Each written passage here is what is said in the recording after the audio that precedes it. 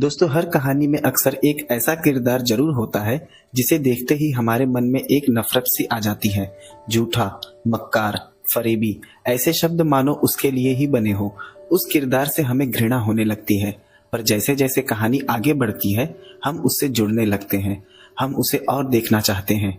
कहानी खत्म होने के बाद भी हमारा मन इसे और देखने को करता है। वो किरदार हमें कई खूबसूरत यादें दे जाता है। आज मैं लेकर आया हूँ एक ऐसी ही बेहतरीन फिल्म जिसे देखने के बाद आप मेरी बातों को अच्छी ढंग से समझ पाएंगे। चलिए कहानी शुरू करते हैं। कहानी की शुरुआत ब्राजील के एक छोटे से शहर रियो से हुई। ब्राजील, जो कि साउथ अमेरिका में बसा हुआ एक देश है।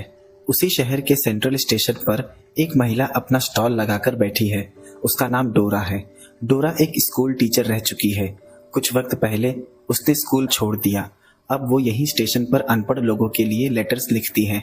ये वो लोग थे जो अपने परिवार को खबर भेजना चाहते हैं, पर पढ़े लिखे नहीं। इन लेटर्स को लिखने के बाद इन्हें पोस्ट करने का काम भी डोरा का ही होता। इसके उसे कुछ पैसे मिल जाते। पर डोरा का बर्ताव हर व्यक्ति के लिए काफी रूखा है। हर वक्त वो गुस्से में रहती। वहाँ जो लोग भी लेटर लिखवाने आते, उनकी जिंदगी में कई तरह की परेशानियां होती। किसी का बेटा दूसरे शहर में पढ़ता है तो किसी के पिता दूसरे शहर में काम करते हैं। उस लेटर से उनकी कई उम्मीदें जुड़ी होती थी, पर डोरा को किसी की तकलीफ से कुछ लेना देना नहीं। वहां एक महिला अपने बेटे के साथ आई थी, जो अपने पति को लेटर भेजना चाहती है। उसके बेटे का नाम जोसू है। उसका पिता काफी वक्त पहले ही उनसे अलग रहने लगे थे, पर उन्हें उम्मीद है इस लेटर के मिलते ही वो इन्हें भी अपने पास बुला लेंगे। शाम होते ही डोरा उसी स्टेशन की आखिरी ट्रेन से घर चली जाती। यहाँ हमें पता चलता है कि उसने अभी तक शादी नहीं की। वो इसी शहर के अपार्टमेंट में अकेली रहती है। उसकी निचली मंजिल पर उसकी एक दोस्त भी है। उसका नाम आयरीन है। वो भी पेशे से एक स्कूल टीचर है। डोरा ने अभी तक शादी नहीं की। इसके पीछे की वजह उसका गुस्सैला स्वभाव ही हो सकता है। यहाँ हमें पता चलता है वो दिन में जितने भी लेटर लिखती, शाम उसे अपने साथ घर ले आती और अपनी दोस्त आयरीन के साथ उन लेटर्स को मजे से पढ़ती। उसके बाद उन लेटर को फाड़ के डस्टबिन में डाल देती। डोरा ने आज तक एक भी लेटर पोस्ट नहीं किया। ये देख हमें काफी दुख होता है कि लोगों की इन लेटर्स से कितनी उम्मीद जुड़ी होती है, पर डोरा का दिल पत्थर का। उसके हिसाब से लेटर्स में लिखा हुआ हर एक शब्द बेजान है। उसमें से एक लेटर उन्हें जोसू की माँ का मिला, जिसे पढ़ आयरीन भावुक हो गई। डोरा उस लेटर को फाड़ने गई, पर आयरीन ने उसे रोक दिया, क्योंकि इस लेटर में एक बच्चा अपने पिता से मिलना चाहता है। डोरा ने कहा, वैसे भी उसका पिता एक शराबी है। उससे मिल के भी बच्चे की जिंदगी में कोई बदलाव नहीं आएगा। आयरीन ने उससे जिद की, इस लेटर को उसे पोस्ट कर देना चाहिए। डोरा उसकी बात मान गई। रोज की तरह वो सुबह फिर से स्टेशन आ गई। हर रोज वहां लेटर लिखवाने के लिए काफी लंबी कतार लग जाती, पर लोगों को इसकी जानकारी ही नहीं कि उनकी बातें उनके चाहने वालों तक कभी पहुंच ही नहीं पाती। वहां जोसू भी अपनी माँ के साथ आया था। उसकी माँ ने डोरा से लेटर के बारे में पूछा कि क्या उसने कल वाला लेटर पोस्ट कर दिया, पर डोरा ने बताया कि वो आज करने जाएगी। उसकी माँ ने कहा कि उस लेटर को फाड़ के फेंक दो, क्योंकि वो नया लेटर लिखवाना चाहती है। वहां उसने फिर से नया लेटर लिखा। उसने लेटर में लिखवाया कि उसका बेटा जोसू उससे मिलना चाहता है। उसने जोसू की एक फोटो भी उस लेटर के साथ अटैच कर दी। जोसू को डोरा का बर्ताव बिल्कुल पसंद नहीं आया। उसे पता था कि डोरा ने जब पहला लेटर उसके पिता को नहीं भेजा तो क्या उम्मीद है कि वो ये लेटर पोस्ट करेगी, पर जोसू की माँ ने उसे ही डांट कर शांत करवा दिया। उसके बाद जैसे ही दोनों स्टेशन से बाहर निकले, सड़क पार करते वक्त एक बस एक्सीडेंट में जोसू की माँ की जान चली गई। जोसू चिल्लाकर अपनी माँ की तरफ भागा। उसके चिल्लाने की आवाज डोरा को स्टेशन के भीतर तक सुनाई दी। वहीं स्टेशन पर एक और शख्स था जो कि इल्लीगल कामों में इन्वॉल्व रहता है। उसने डोरा से बताया कि शायद किसी महिला का एक्सीडेंट हो गया। डोरा समझ गई ये महिला कोई और नहीं, जोसू की माँ ही है। उसकी माँ का रुमाल भी वहीं डोरा के डेस्क पर छूट गया था। शाम वो उसी स्टेशन पर बैठा है। उसके आंसू थमने का नाम नहीं ले रहे। उसकी माँ के अलावा यहाँ वो और किसी को नहीं जानता। वो फिर से डोरा के पास लेटर लिखवाने गया। वो काफी गुस्से में लग रहा था। रोते रोते उसकी आंखें पूरी तरह से लाल हो चुकी थी, पर डोरा ने उसका लेटर नहीं लिखा, क्योंकि उसके पास पैसे नहीं, और ना ही उसने उसकी माँ द्वारा दिया हुआ लेटर अब तक पोस्ट किया। उसके बाद शाम वो ट्रेन से घर जाने लगी। तभी जोसू उसे देखते हुए ट्रेन के पीछे पीछे भागने लगा, और ट्रेन के जाने के बाद वो वहीं प्लेटफॉर्म पर बैठ गया। क्योंकि अभी उम्मीद जिंदा थी कि लेटर के मिलते ही उसके पिता उसे लेने जरूर आ जाएंगे। रात सभी चले गए। वो भूखा प्यासा वहीं स्टेशन पर सो गया। सुबह फिर से लोगों की स्टेशन पर आवाजाही होने लगी। डोरा ने उसे एक कोने में सोया हुआ देखा। वो कितना भी कठोर बनने की कोशिश करे, पर एक स्त्री का हृदय, उसके अंदर थोड़ी करुणा अभी भी जीवित थी। वो सैंडविच लेकर उसके पास गई और उसे जगाया, पर उसने लेने से इनकार कर दिया। डोरा वहां अपने काम पर लग गई। हम देखते हैं वहीं स्टेशन पर काम करने वाला पेड्राओ उसके पास गया। वो चाहता था कि जोसू उसके साथ उसके घर चले, पर जोसू ने मना कर दिया। वहां डोरा आ गई। पेड्राओ और उसके बीच कुछ बातचीत हुई। थोड़ी देर बाद वो जोसू से मिलने उसके पास गई। उसने कहा, मेरे साथ घर चलो, पर जोसू नहीं जाना चाहता। डोरा ने काफी कोशिश की, पर उसने कुछ नहीं कहा। थोड़ा सोचने के बाद आखिरकार वो डोरा के साथ उसके घर चला गया। वहां आयरीन उसे देख काफी खुश हुई। जब आयरीन ने उसके पिता के बारे में पूछा तो जोसू थोड़ा भावुक हो गया। उसने अपने पिता को काफी मेहनती बताया। वहां उसे डोरा के ड्रॉवर से कुछ लेटर्स मिले जो उसने कभी पोस्ट ही नहीं किए। उसमें से एक लेटर जोसू का भी था। डोरा ने उसे कहा था कि उसने लेटर पोस्ट कर दिया है, पर उसने झूठ कहा था। अब उसके मन में डोरा के लिए और नफरत बढ़ गई। यहाँ उसने फिर से कसम खाई कि वो कल खुद जाकर उसके लेटर को डिलीवर कर देगी।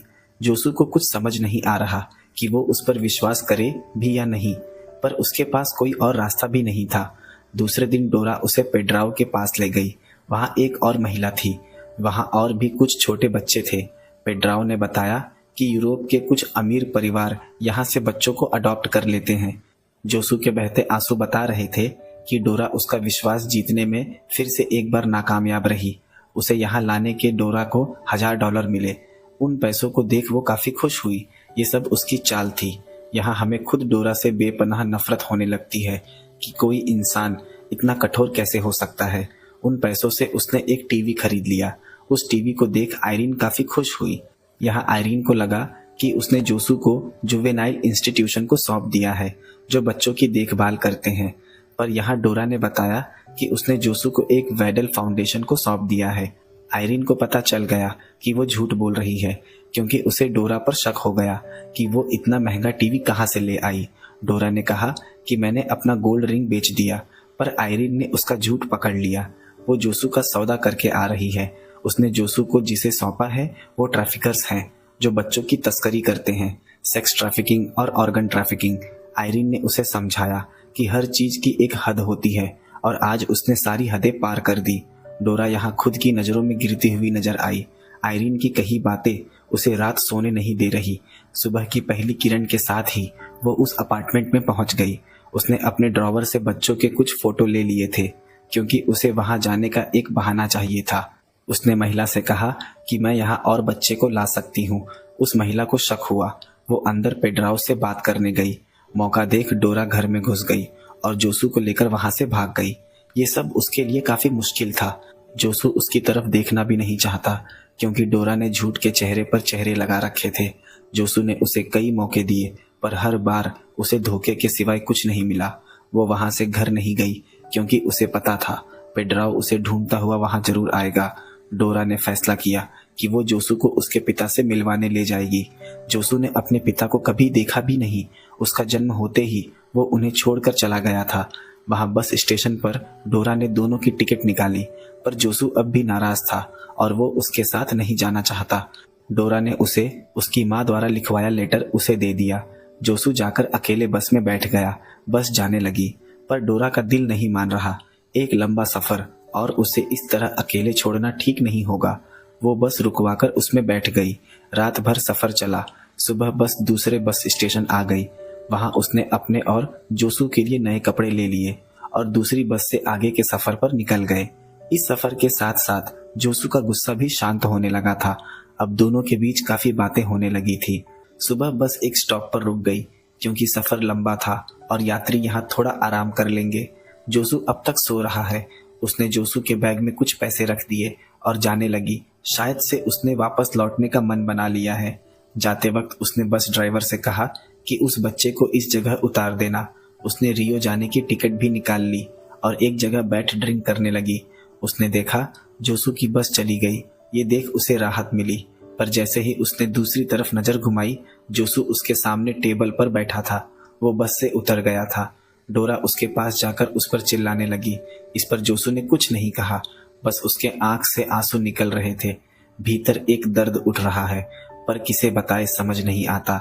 अचानक से उसे याद आया कि जोसू का बैग बस में ही छूट गया, जिसमें पैसे थे। अब वो यहाँ फंस चुके थे, क्योंकि उनके सारे पैसे भी खत्म हो चुके हैं। डोरा की रियो जाने वाली बस भी छूट गई, क्योंकि यहाँ वो जोसू को अकेला नहीं छोड़ सकती। उसने सोचा कि टिकट रिफंड कर उसे पैसे मिल जाएं, पर रियो की बस जा चुकी थी, इसलिए उसे रिफंड भी नहीं मिला। बीच रास्ता और भूख भी जोरों की, लेकिन जेब में एक पैसे भी नहीं। उसी रेस्टोरेंट में एक बस ड्राइवर आया था।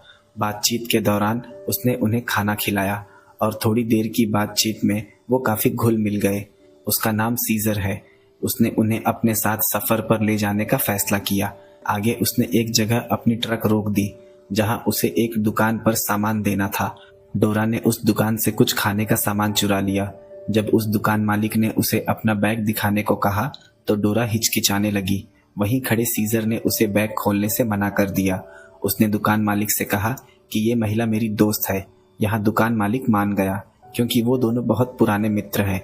उसे पता था कि डोरा ने सामान चुराए हैं, पर वो उसे सबके सामने शर्मिंदा नहीं करना चाहता था। यहाँ तक कि उसने ट्रक में आने के बाद डोरा से माफी भी मांगी कि उसे सबके सामने उस दुकानदार ने बैग दिखाने को कहा। यहाँ हम देखते हैं कि सीजर दिल से बहुत ही अच्छा इंसान है। एक दिन की मुलाकात में ऐसा लगने लगा जैसे वो एक दूसरे को बरसों से जानते हो। अब डोरा भी सीजर के लिए एक खिंचाव महसूस करने लगी थी। शायद यही वो हमसफर था जिसकी वो तलाश में थी। सीजर की बातों में मिठास और दूसरों के प्रति उसकी चिंता। एक इंसान में इतनी सारी खूबियां होना लगभग नामुमकिन है। ऐसा इंसान इस दुनिया में मिल पाना मुश्किल है। आधे से ज्यादा उम्र बीत गई, लेकिन अगर उसे दोबारा जन्म लेने का मौका मिला तो वो सीजर के साथ ही अपनी सारी जिंदगी जीना चाहेगी। सुबह वो दोनों एक रेस्टोरेंट में रुके। डोरा के मन में सीजर के प्रति प्रेम और गहरा होता जा रहा था, और ये बात सीजर को अंदर से खाई जाती है। वो सड़कों पर भटकने वाला एक मुसाफिर, जिसका कोई एक ठिकाना नहीं। वो चाह कर भी डोरा को वक्त नहीं दे पाएगा, और उसने अपनी इस खाना बदोश जिंदगी से समझौता कर लिया है।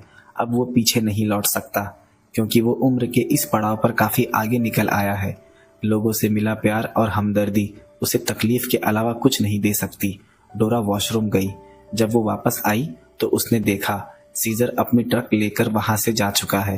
वो वॉशरूम में सीजर के लिए तैयार होने गई थी, पर सीजर को वहां न पाकर उसकी आंखें नम हो गई। सीजर के साथ बिताए कुछ पल मानो सदियों जैसे थे।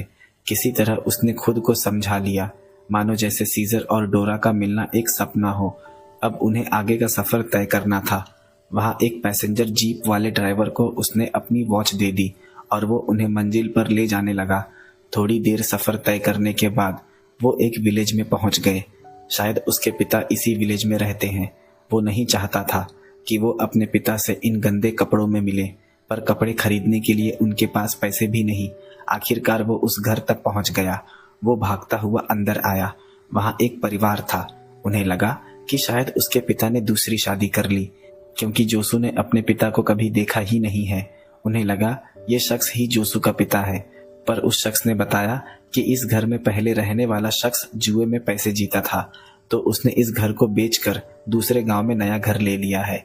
उसने डोरा को उस घर का पता भी दिया और बताया कि वो बहुत बड़ा शराबी है, जिसने पीने में सब कुछ बर्बाद कर दिया। अपने पिता को यहाँ न पाकर जोसू भावुक होकर घर से निकल गया।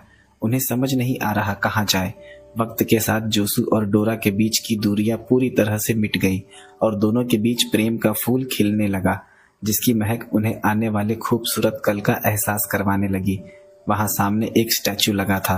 ऐसा माना जाता था कि उस स्टैचू के पास अगर लेटर में लिख के अपनी बात कही जाए तो वो स्वीकार हो जाती है। वहां के लोग पढ़े लिखे नहीं थे, इसलिए उन्हें लेटर लिखना नहीं आता, और वहां खड़ा शख्स लेटर के 3 बक्स मांग रहा था, जो कि काफी ज्यादा थे। जोसू ने उनसे कहा कि डोरा उनका लेटर सिर्फ 1 बक में ही लिख देगी। वो मान गई। देखते ही देखते वहां लेटर लिखवाने वालों की लाइन लग गई। वहां अब लोग अपने परिवार वालों को भी लेटर लिखवाने के लिए आने लगे। हम देखते हैं डोरा पहली बार अपने इस काम को पूरे मन से कर रही है। शाम तक उन्होंने काफी पैसे जमा कर लिए। दोनों ने रात रुकने के लिए होटल में एक रूम भी ले लिया। उनके पास काफी लेटर इकट्ठा हो गए थे जो उन्हें पोस्ट करने हैं। जोसू ने डोरा की तरफ देखते हुए काफी गिरे मन से कहा कि क्या इन लेटर को फाड़कर फेंक दूं? डोरा ने ऐसा करने से उसे मना कर दिया।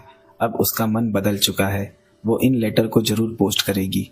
दूसरी सुबह ही जाकर उसने उन लेटर्स को पोस्ट कर दिया और उन्हें दूसरे गांव जाने के लिए बस मिल गई। वहां उतरकर उसने एक शख्स से घर का पता पूछा। उस शख्स ने उसे पता बताया। वहां हर घर एक जैसे बने थे। जब वो उस घर पर पहुंचे तो एक शख्स बाहर आया। उन्होंने जेसू के बारे में पूछा तो उस शख्स ने कहा जेसू अब यहाँ नहीं रहता और उसके बारे में कोई नहीं जानता कि वो कहाँ है। जेसू जो कि जोसू का पिता है। अब जोसू पूरी तरह से टूट चुका था। अब उसने पिता के मिलने की उम्मीद लगभग छोड़ दी थी, लेकिन वो उनका यहाँ इंतजार करेगा। डोरा ने उसे अपने साथ रियो चलने के लिए कहा। वहां वो दोनों साथ रहेंगे।